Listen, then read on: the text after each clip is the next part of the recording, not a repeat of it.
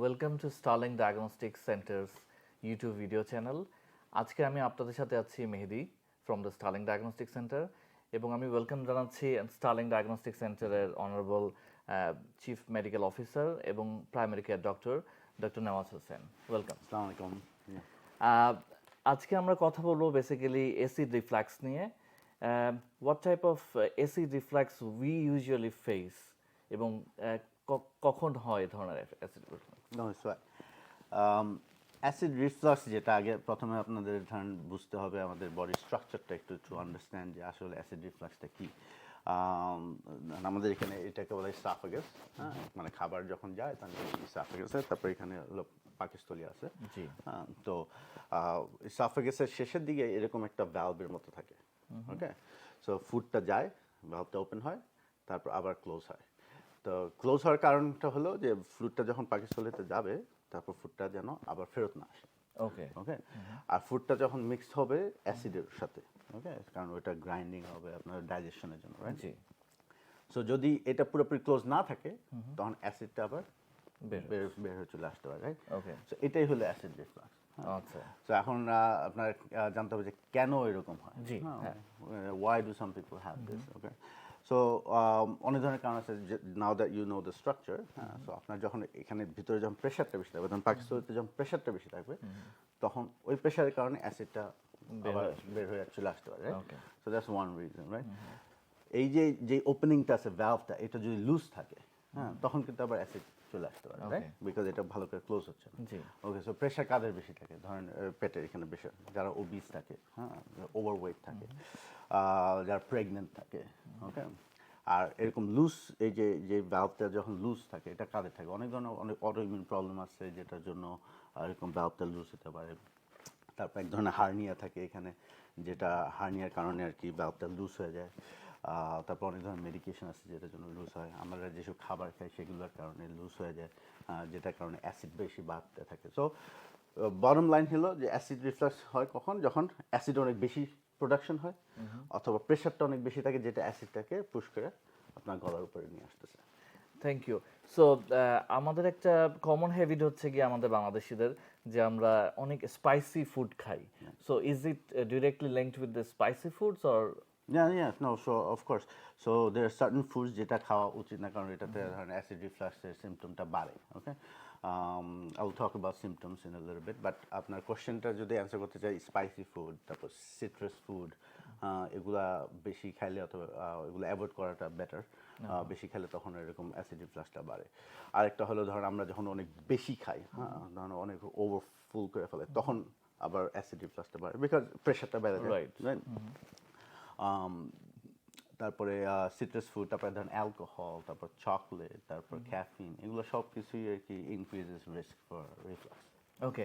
Is there any specific age group যারা হচ্ছে কি বেশি এই ধরনের অ্যাসিড রিফ্লাক্সের প্রবলেমে ফেস করে, or in general? So there is no age group. আপনার একদম ইভেন নিউ বর্নও অনেক সময় অ্যাসিড রিফ্লাক্স ওয়াও। করে, রাইট? সো বিকজ তাদের স্ট্রাকচারটা এখনো ফুলি ডেভেলপ না, তখন এরকম অ্যাসিড রিফ্লাক্স হয়। তারা they can not tolerate certain type of food, তখন তাদের অ্যাসিড রিফ্লাক্স হয়। সো বেবিদেরও হয়, আবার এলডারলি পিপলেরও হয়। Okay, so what to avoid these types of certain things in?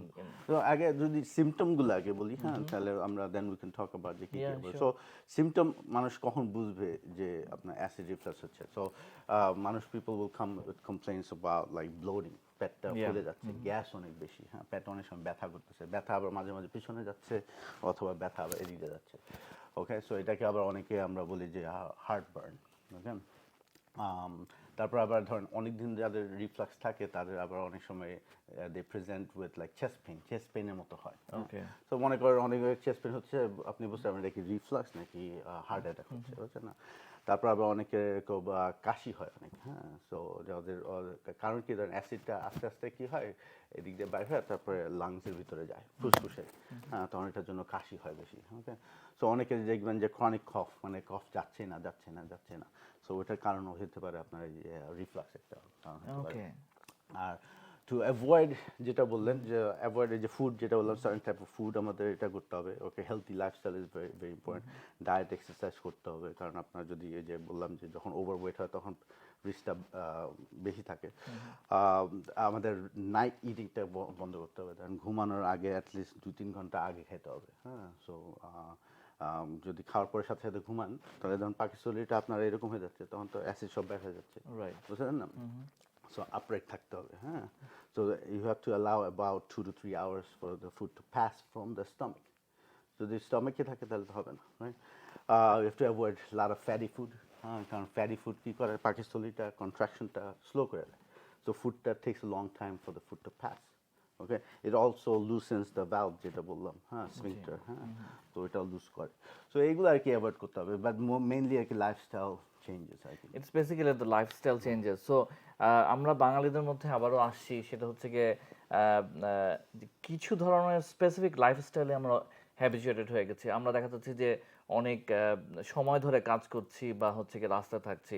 So সেক্ষেত্রে before as you mention earlier যে খাবার 2 ঘন্টা পরে যাতে আমরা বেডে যাই।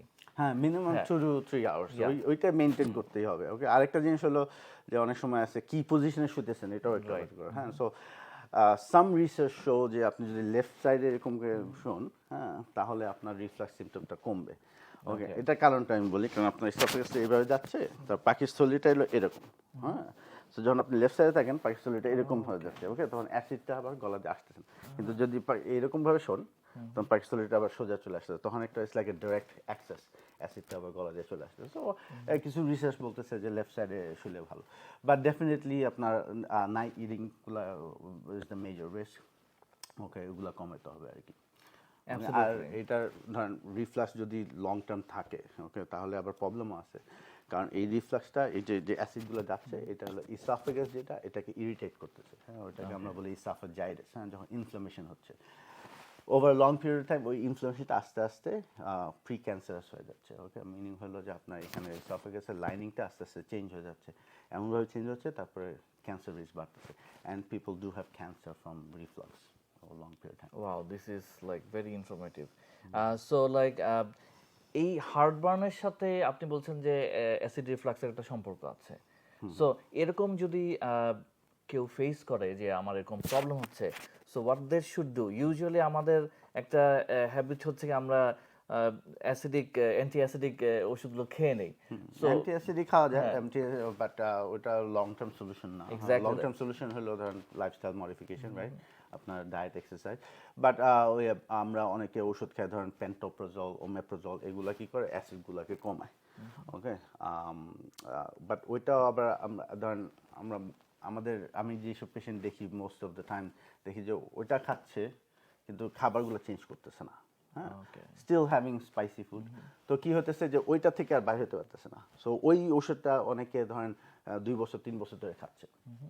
লং টার্ম কিছু কিছু স্টাডিজ দেখাইছে লং টার্ম সাইড এফেক্ট আছে ওমেপ্রোজল, পেন্টোপ্রোজলে, আবার অনেক স্টাডিজ দেখাইছে মানে ফেয়ারলি সেফ। মানে এটা মিক্সড ইনফরমেশন। ধরেন কিছু কিছু স্টাডিজ দেখাইছে ধরেন পেন্টোপ্রোজল, ওমেপ্রোজল বেশি খাইলে তখন আপনার হাড্ডি ভেঙে যেতে পারে। হ্যাঁ, Okay. হিপ ফ্র্যাকচার হতে পারে। একটা স্টাডি দেখাইছে যে cancer risk high, but most likely that's not true.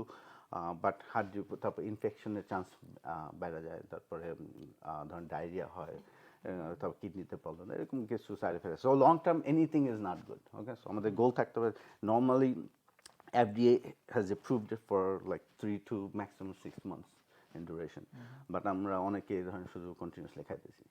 So in that case তখন আমাদের কী করতে হবে, এন্ডোস্কোপি করতে হবে। হ্যাঁ, যদি লং টার্ম থাকে তাহলে এন্ডোস্কোপিতে কী করবে, একটা ক্যামেরা দিয়ে নিচে দেখবে যে ইসোফেগাসটা কী অবস্থা, এটা কি প্রি ক্যান্সারাস আছে কিনা, এখানে কোনো ইনফ্লামেশন আছে কিনা।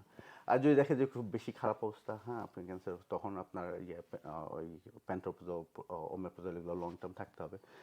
লাস্ট স্টেজ হলো আপনার ধরেন সার্জারি অপশন আছে। হ্যাঁ, সো ধরেন সার্জারিতে কী করে, বিভিন্ন ধরনের সার্জারি আছে। ধরেন এক ধরনের সার্জারি আছে যেটা আর কি ওই স্টমাকটা দিয়ে একটু দিয়ে র্যাপ ইট আপ।